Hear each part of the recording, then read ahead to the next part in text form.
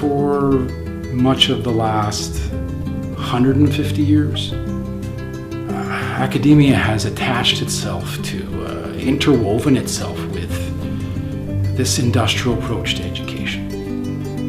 And to this very day, even to this very day, the majority of schools use this overarching narrative of control and order. Controlled and ordered ideas, controlled and ordered information.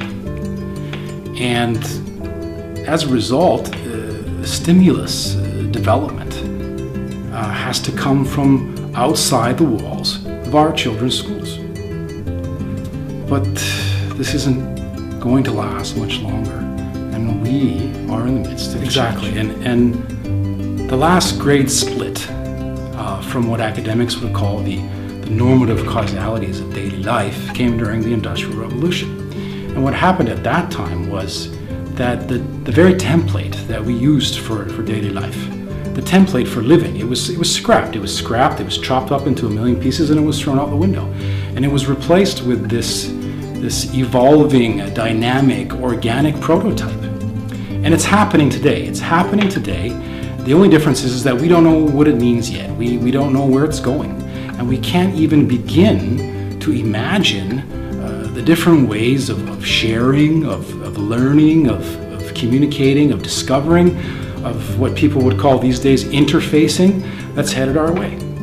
The boundaries of our past life that's still hanging on to us in the present are fading by the moment. And as a result, the rewriting of social rules is happening by the moment.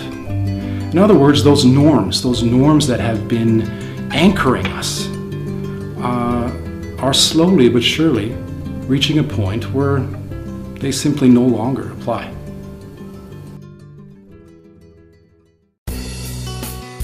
I've incorporated education and technology in my classes a lot more than I used to do. I've become more adept at using the devices we have, the applications we have, teaching with the iPad, being more mobile in the classroom, walking around, projecting your iPad screen onto the wall, being on the same page with the kids. And I like the way how you can connect with students in real time. Simultaneously, they work on projects and submit, and assessment is quick and efficient, and they get immediate feedback. Classroom management for classroom management purposes, it's worked wonders. It's been a motivator, and students really worked. I've observed them working very hard. I expect to see more mobile phones incorporated into classroom teaching. I think this is coming at us very soon. We can't move away from, run away from, or ignore the power of Twitter, tools like Twitter and Facebook. they should be and they will be very soon, I think, be embraced by educators in the classroom for teaching and learning purposes.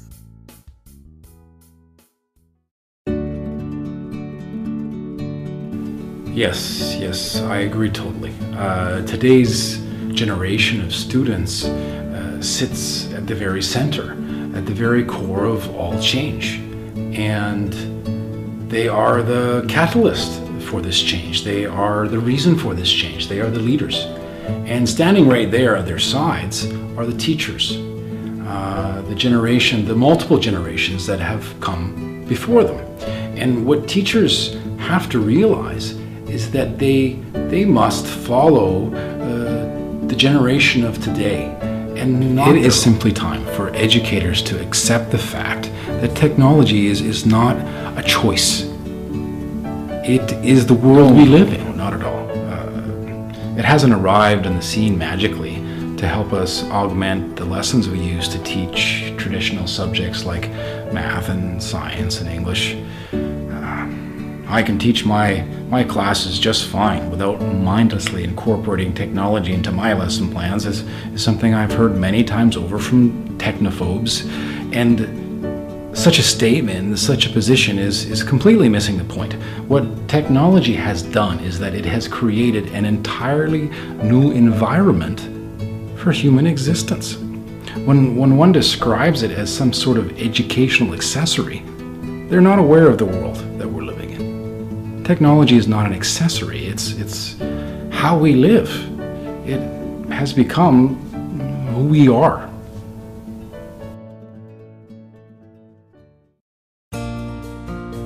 The students here, they have it right in front of them. I didn't have to take them anywhere to a lab. Sharing documents with the students, research, anything they want to learn is at their fingertips. Connection with the students, communication with the students. Even when they're not in the classrooms, you can still communicate with them, send them homework, receive information from them. If they have questions, they can ask you questions, which I like because the students can see immediately on the board what they did. They can read each other's work without having to read aloud or wait their turn. Just automatically it's transferred. Yeah, and it gives them a model of what they should be doing usually. Because if they see that theirs isn't as quality, they want to change it, and they actually have resubmitted several times. I hate that they've locked the websites. I think we should be able to use YouTube. Of course, students are on it anyway. Twitter is great. If you are following them or they're following you on Twitter, you could share information. I'm a different teacher now, for sure, because I think now how I teach has changed a lot. Now they have a resource that they can use. I'm still working with them one-on-one a lot. Teach a little bit in the beginning, 10 minutes or so, and then let them start their work. And then I can work with each student or each group of students. But now they have a resource, so if they have questions and stuff, they can use their laptop.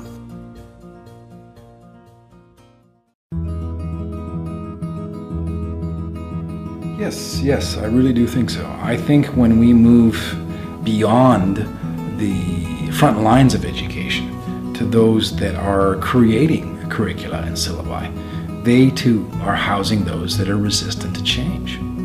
We absolutely have to get past this idea, this simple idea, that creating these tailor-made standards and learning outcomes is enough to prepare young people for life in the 21st century.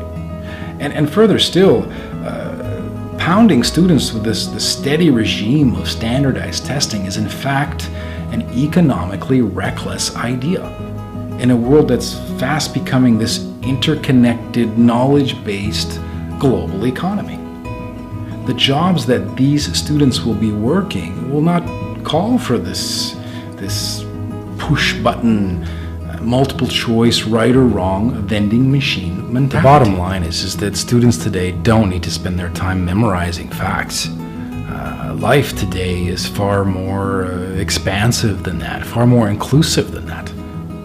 Students today will graduate high school, they'll go off to college, then they'll head into the workforce, needing to know how to research and locate information, how to authenticate it, how to amalgamate it, how to integrate it, how to share it, how to transfer it, how to utilize it, how to control it. This is 21st century literacy.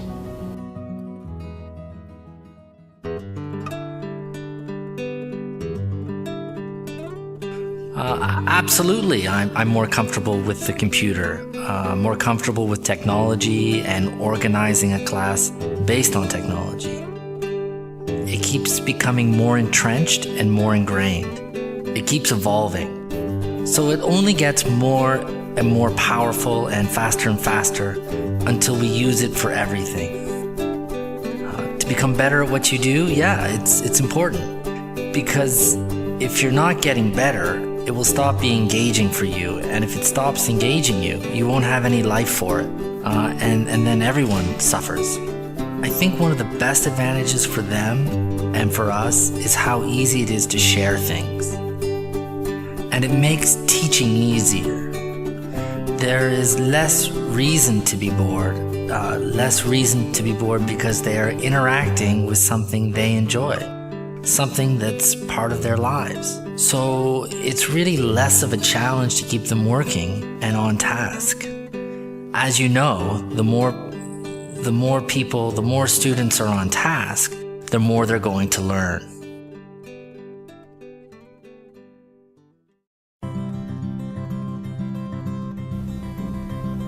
No, I don't think there is. I really don't think there is. There is little realization to the fact that today's generation of students are in fact system developers. And it stems from social media, from social networking, whatever terminology you want to use. The gargantuan monster that is Facebook, that's literally swallowing the globe.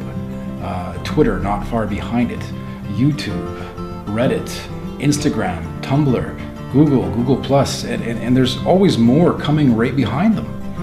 And what's happened is that students are connected to so many of them that their fingers are everywhere and information is coming from everywhere. I've seen students who explain to me that I have a BlackBerry, so I can BBM. I have a Samsung or an iPhone so I can Instagram, and I have a tablet so I can view information and watch things and play video games. And they're walking around with all three at the same time, and it's totally normal for them. And then they go home and there's a laptop or a PC on the desk. 20 years ago, if someone was walking around with this much powerful technological hardware, they'd be working at NASA or the NSA, working on the safety, security, and progression of humanity. And now it's kids walking around. Yet these sites, these tools, because that's what they are blocked in whole or in part by most schools internationally. Life in this new technological biosphere is about connecting. It's about networking. It's about opportunity. It's about access. And there's nothing we can do to change that.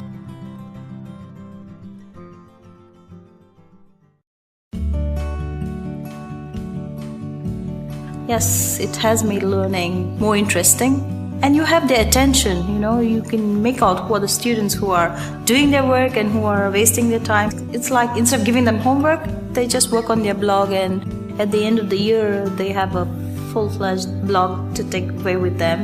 And if they want to continue further, updating and uploading, they can do that. And many of them were very much interested as it helped them, even keeping a track of their pictures and their work. Everything was under one blog, so they didn't have to go looking for it. And in fact, I can say that students themselves know much more. Technology has helped them as well. It has helped them to progress in life. Technology has definitely changed my way of thinking, my way of working. It's different now. I'm technophile now. I'm no longer a technophobe. I can proudly say that. That's part of the issue, definitely. I think that we are focusing on a system of classrooms when we should be focusing on a system of connectivity, of communities. What education's always boiled down to is providing students with the best possible resources. And today's generation of students has the opportunity to absorb an incredible amount of incredible resources. Schools like MIT or organizations like NASA are providing free online labs to anyone who would like to take the opportunity. And providing this kind of opportunity to students will fundamentally shift their academic experience and better prepare them not only for their careers, not only for college, not only for the workforce, but for their lives. And if students need to make these global connections, then teachers need to be provided with the opportunity, with the tools, with the know-how to make them. As we discussed at the very beginning, the old narrative is fading fast, and we need to develop a 21st century narrative for learning. And in order to do that, we have to provide all those involved with the best possible resources. I've always thought of myself as being technologically savvy, but when I decided to really become serious about my use of technology in the classroom, I realized that I didn't really know as much as I thought I had. It's interesting, whenever I meet educators and I show them things they can do, they say, well, you're technological, you know how to do these things, I don't. But the truth is, I didn't know how to do those things until I decided that I wasn't a teacher, I was a student. And when it comes to technology, we are all students. And if educators can get into that mind frame, it's incredible the things they'll find themselves soon being able to do. It wasn't until I really began to explore technology as a daily and essential element of my everyday classroom experience that I really started to see what it could do. When the institution I worked for became a one-to-one school, where every student was given a laptop, I found that not only were the students ready to embrace, but they were able to run with it. There were incredible things that we could now do that we could never do before.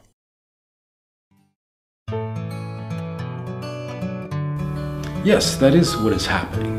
We are now building schools, institutions of learning that are producing multitasking, multidisciplinary, multi-skilled, gifted, expressive, connected students.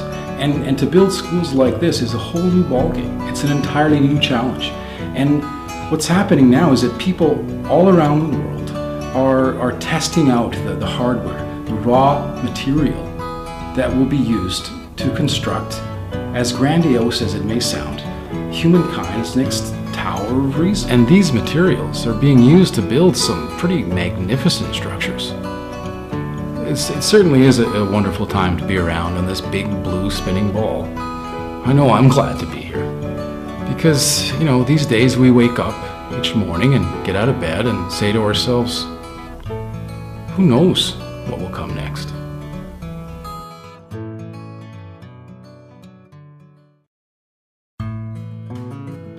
And what about me? Well, I've been here since 2005, back when IIT first opened its doors. And I've watched the organization grow into one of the region's most preeminent institutions of learning. And as the organization has grown, I've grown with it.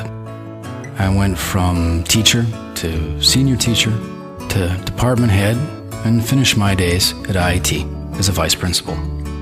The skill set I developed while here will serve me for the rest of my career. I never could have imagined the abilities that I now have when I think back to 2005. Working for an organization that so fully embraces this technological wave that has submersed us all in 21st century learning provides all those within the system itself that choose to pursue it a wonderful opportunity to develop their skills to incredible heights. The kind of skills that transfer across all job areas, all career fields, and will serve you not only in your chosen vocations, but in your daily life, better connecting you to the world that is today. So, where does this leave us? Today, we no longer are limited to or rely upon people in our neighborhoods or the workplace to provide the interaction we crave. Some argue that we have shifted from the role of passive consumer to active participant, getting our news and information by which we establish our morals and social guidelines through a network of our own creation.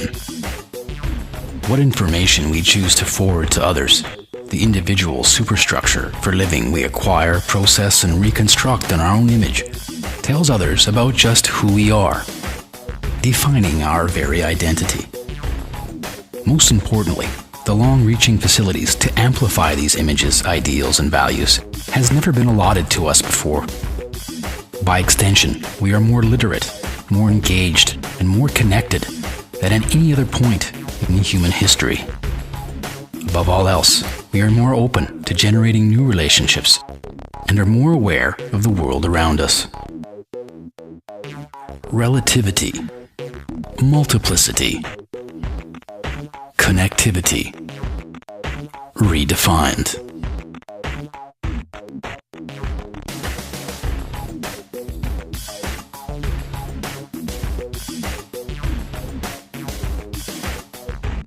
Teachers are lifelong learners. There is little doubt that continuing education is no less than a requirement for teachers of every level, and even more so, while now being caught in the throes of what is no less than a technological revolution. The prevailing notion behind professional development is that increased knowledge will help teachers improve student achievement.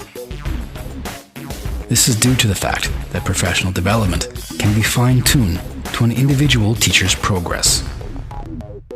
IAT's Applied Technology High Schools are pioneers and leaders in the integration of technology and education, with all students and teachers being issued iPads, MacBook Pros, or both. ATHS is providing its next generation with the tools and opportunities to explore, adapt, grow, and thrive in our new and ever-shifting digital world.